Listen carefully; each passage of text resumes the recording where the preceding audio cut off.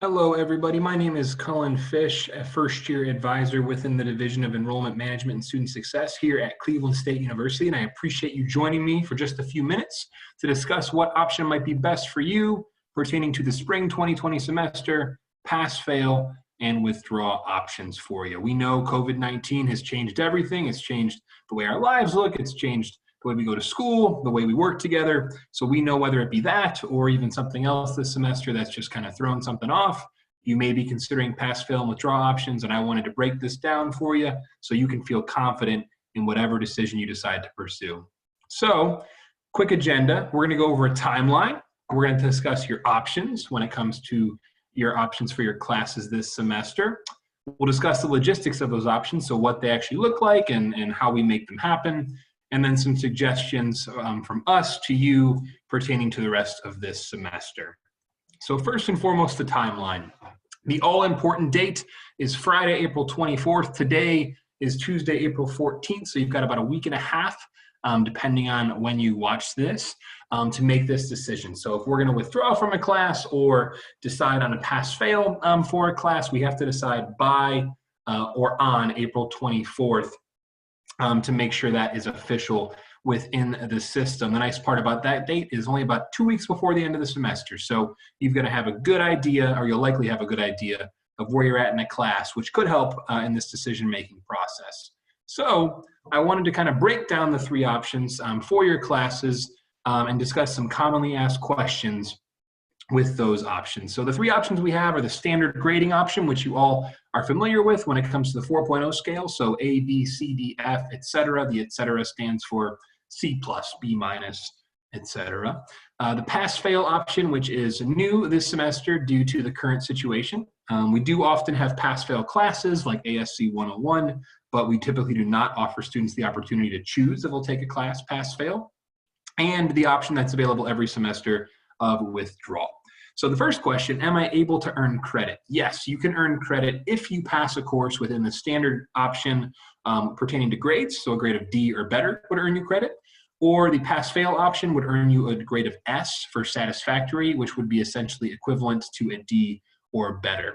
Withdraws, you do not earn credit for a class that you withdraw from.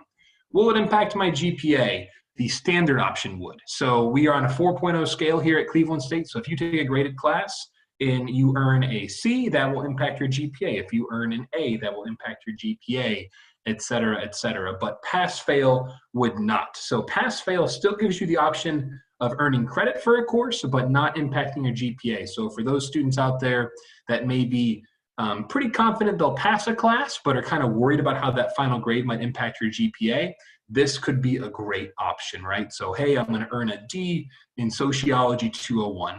Pass-fail might be an okay option for that class in that situation. Withdraw never affects GPA. So whether you have 100% A or a 0% F, if you withdraw from a course, your GPA will not be affected. Lastly, will this affect academic standing? All three options, yes. So as you may know, to be on good academic standing at Cleveland State, you have to do two things. You have to have a 2.0 cumulative GPA, which obviously the standard option would only impact. And then you have to meet completion ratio requirements, which means that you pass 2/3 of your credits each semester, or 67%. So essentially, if you take 3 credits, you've got to pass 2 of them. That'd be a weird situation, but you get what I'm saying.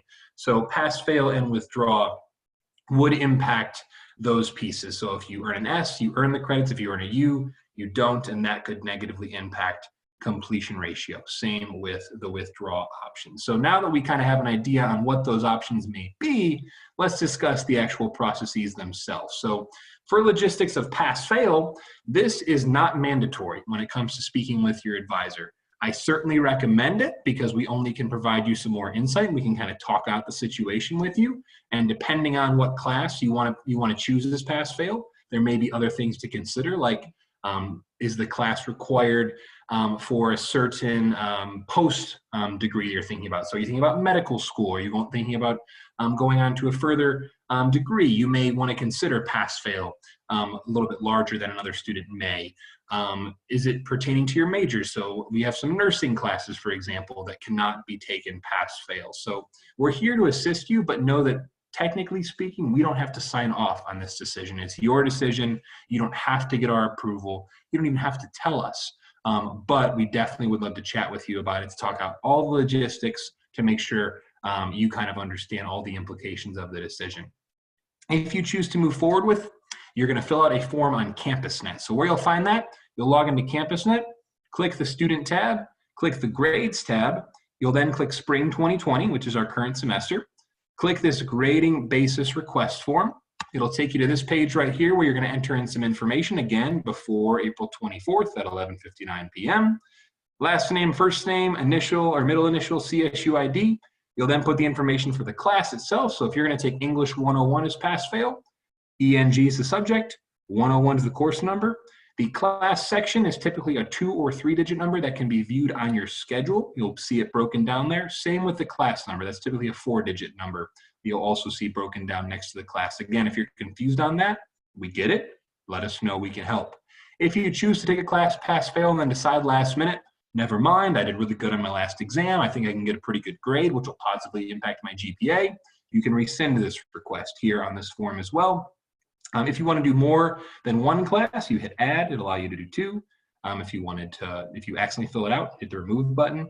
At the end, you electronically sign it down here, date it, and then submit it, and you'll see this page right here confirming your submission. If you have any questions, you can let us know. You can email the registrar. You can call 216-687-5411, and that is the pass-fail process. Pretty easy.